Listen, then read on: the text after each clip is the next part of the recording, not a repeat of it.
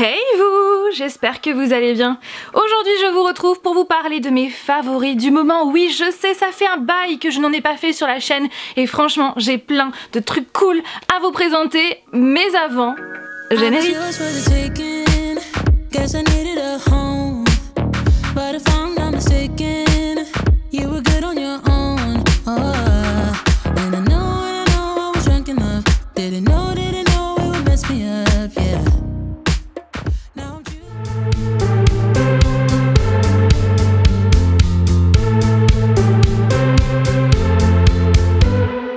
Alors pour commencer, je crois que mon plus gros favori de ces dernières semaines, c'est l'album Down FM de The Weeknd, son tout dernier album que j'attendais avec grande impatience et sincèrement je ne suis pas déçue. J'aime vraiment toutes les musiques de cet album. Bon, après j'ai quand même des petites préférences pour Sacrifice, bien sûr Take My Breath, j'adore Less Than Zero, j'aime trop cette musique, Phantom Regret by Jim aussi, ou bien sûr c'est Jim Carrey qui parle, enfin bref je suis fan de cet album, vous l'avez compris, et c'est clairement un artiste que j'adore de plus en plus.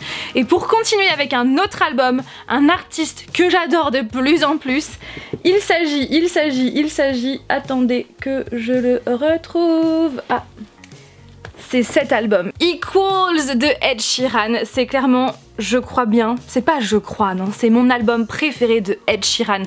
C'est un artiste que j'ai toujours apprécié, mais sincèrement avec cet album je le surkiffe encore plus. Mes deux chouchous sur cet album, parce que j'ai quand même des préférences, c'est bien sûr Bad Habits, qui d'ailleurs a été la musique que j'ai le plus écoutée en 2021. Oui, c'est l'application Spotify qui m'a informé de ça. Je crois que je l'ai écouté plus de 200 fois, donc ouais, c'est pour vous dire à quel point je l'ai bien saigné, que je l'ai écouté en boucle.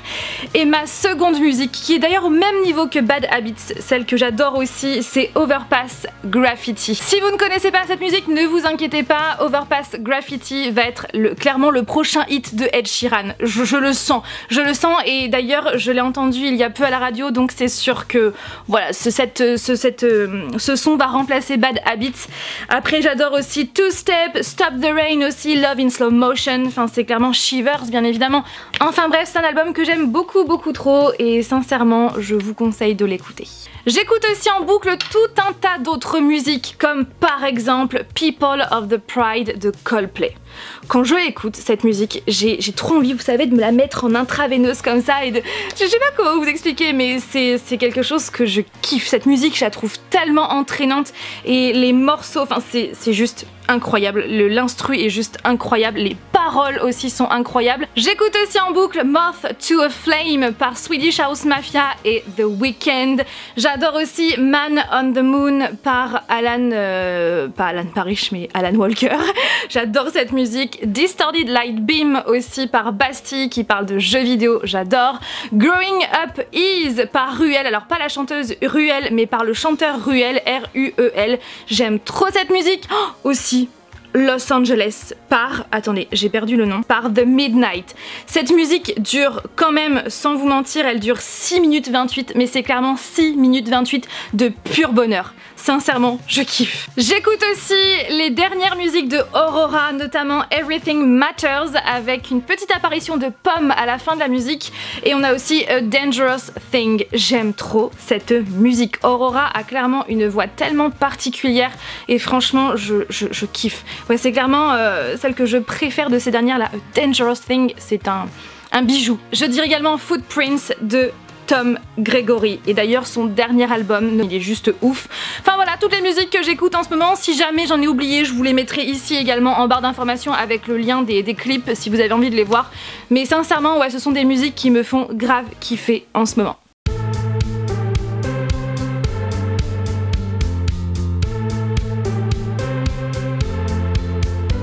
Maintenant je vais vous parler de cuisine. Alors ne vous attendez pas à ce que je vous donne une recette super juste incroyable, non. Je vais vous parler de ça. Qu'est-ce donc? Eh bien c'est tout simplement le sel et le poivre. En Lego! Oui, Alors je sais pas si vous allez voir mais vous avez le logo Lego justement ici, voilà c'est le sel et le poivre. Je trouve que c'est une tuerie, c'est tellement original. En fait c'est classe en même temps, mais pour les personnes qui adorent les Lego, qui s'y connaissent, hop, bim, on a la référence tout de suite et je trouve ça cool et justement c'est ce que j'ai envie de faire dans notre future maison, c'est d'avoir vraiment des petits clins d'œil geek comme ça, par-ci, par-là. Notamment le sel et le poivre. Voilà, petit favori de tous les temps, ça c'est sûr.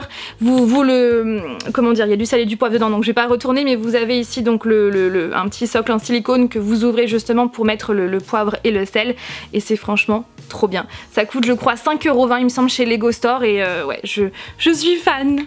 Et autre gros favori Lego que nous avons commencé il y a peu avec Flavien et que sincèrement on kiffe trop.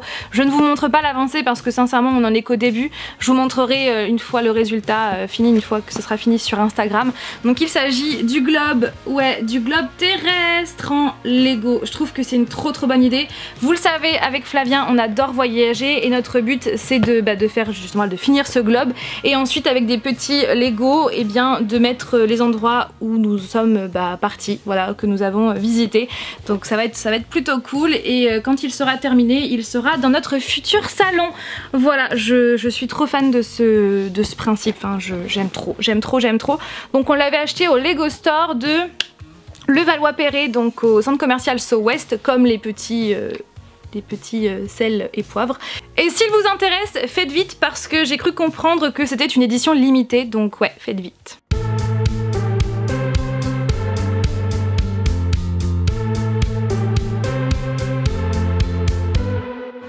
J'ai terminé une série hier soir et sincèrement j'ai passé un super bon moment. Il s'agit de La femme qui habitait en face de la fille à la fenêtre. Oui, je regarde sur mon téléphone parce que je savais plus trop dans quel ordre. Pour Anna, qui a le cœur brisé, les jours se suivent et se ressemblent. Elle s'assoit avec un verre de vin, regarde par la fenêtre et voit la vie se dérouler sans elle.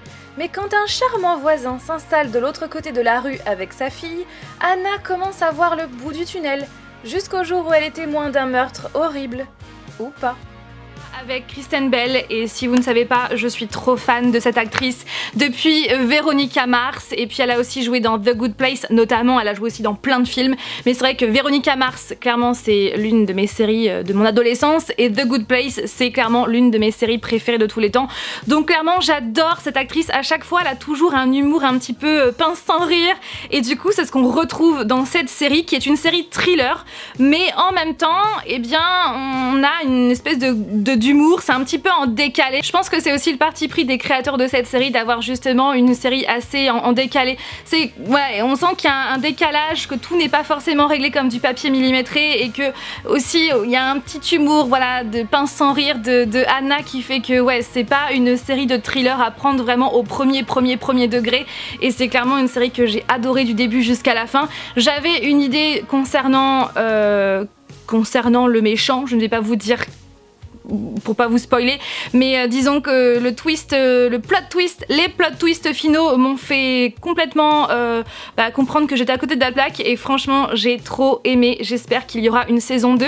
Vu la fin de la série, on se doute que peut-être que quelque chose, que voilà, il y a autre chose qui va se passer, peut-être, j'espère en tout cas, parce que franchement Kristen Bell est une fois de plus hyper méga convaincante et sincèrement j'ai trop aimé. Donc si vous voulez la regarder, elle est disponible sur Netflix. Et en ce moment, toujours sur Netflix, je suis en train de regarder Archive 81. J'en suis à l'épisode 2 et sincèrement, c'est du lourd. C'est du lourd parce que, déjà, le résumé, hein. L'archiviste Dan Turner s'attelle à la restauration d'une collection de cassettes vidéo endommagées du début des années 90. Il découvre alors le travail d'une documentariste qui enquêtait sur une dangereuse secte. Dan est convaincu qu'il peut sauver cette dernière de la fin terrifiante qu'elle a connue 25 ans plus tôt. C'est du lourd parce que c'est hyper déroutant, déconcertant, ça fait flipper un peu, mais voilà, il y a beaucoup de suspense, beaucoup de questions qu'on se pose, on sait pas trop pourquoi Dan est relié dans cette histoire, mais en même temps on comprend que si, et il se passe plein de choses puisqu'en même temps il regarde il visionne en fait les caméras en fait, enfin les caméras, les vidéos qui ont été tournées par, comment elle s'appelle, Meredith ? Mélodie.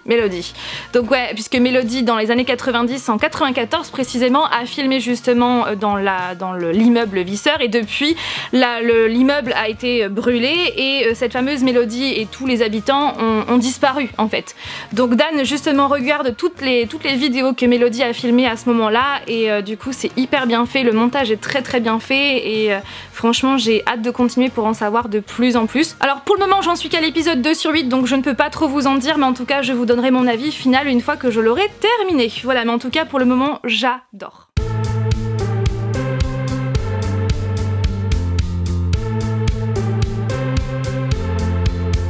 Alors le seul livre que j'ai à vous présenter dans cette vidéo, c'est ce livre-là qui sort aujourd'hui même. J'ai eu en fait la chance de l'avoir reçu par les éditions Hachette Roman, donc je l'ai reçu hier, on était le 7 février, puisqu'aujourd'hui nous sommes le 8 et demain, le jour où vous verrez cette vidéo, on sera le 9, donc le jour de la sortie de ce roman. Donc j'ai eu la chance de le recevoir hier par la poste et à peine reçu, je l'ai commencé hier soir et j'en suis pratiquement à la moitié. Donc il s'agit de À travers ma fenêtre par Ariana Godoy, je ne sais pas du tout comment ça se prononce, désolée. Mais avant de vous parler de mon avis, enfin de mon furtif avis parce que voilà, je n'en suis qu'à presque la moitié, eh bien on va parler du résumé. Raquel est depuis toujours folle amoureuse d'Arès, son séduisant et mystérieux voisin. Elle l'observe en cachette à travers sa fenêtre et se désole qu'il n'ait jamais échangé le moindre mot. Ce que Raquel ne sait pas, c'est que cette situation est sur le point de changer. Arès se met à la croiser dans les endroits les plus improbables et découvre peu à peu que Raquel n'est pas la jeune fille innocente qu'il imaginait. Désormais, l'objectif de Raquel est clair. Il faut qu'Arès tombe amoureux d'elle. Mais elle n'est pas prête pour autant à renoncer à qui elle est. C'est trop bizarre parce qu'il y a des moments où j'ai du mal à comprendre le comportement de Raquel, et puis il y a des moments je me dis mais oh là là, ça me fait, enfin j'ai des émotions, un truc de ouf, hein. Et sincèrement c'est un ascenseur émotionnel mais sans arrêt en fait, c'est ça. En fait j'ai l'impression d'avoir une espèce de comment dire, en fait c'est une histoire comme Tessa et Ardyn de la saga After mais différente. Par moment, le personnage principal, donc Anna, a tendance à m'agacer, ses choix m'agacent en fait, mais peu de temps après je fonds et c'est ça en fait, ascenseur émotionnel, j'ai même pleuré, enfin c'est un truc de fou parce qu'il y a des moments où je me dis mais je sais pas, j'ai du mal, et puis l'instant d'après, oh purée ce livre il est incroyable, et puis l'instant d'après je me dis oh pourquoi elle agit comme ça, et puis après oh mon dieu. Comme vous pouvez le voir à la couverture du livre, eh bien c'est un film qui a été adapté donc sur Netflix, qui est déjà disponible. Donc pour ma part je voulais absolument lire le livre d'abord avant de voir le film, et du coup bah, dès que je l'aurai terminé je regarderai le film. Voilà tout le monde, voilà pour ces favoris du moment, j'espère qu'ils vous ont plu. Je ne vous ai pas parlé de films dans cette vidéo tout simplement parce que les prochains films, enfin tous les films que j'ai vus plutôt, je vais vous en parler dans une prochaine vidéo puisque j'en ai vu pas mal ces derniers temps. Et puis voilà, donc sur ce j'espère que cette vidéo vous a plu, n'hésitez pas vous aussi à marquer en commentaire vos favoris du moment, musique, loisirs, bref tout plein de geekeries, j'ai hâte de vous lire. Sur ce je vous fais tout plein de bisous et je vous dis à dimanche prochain pour une nouvelle vidéo. Bye! Yeah.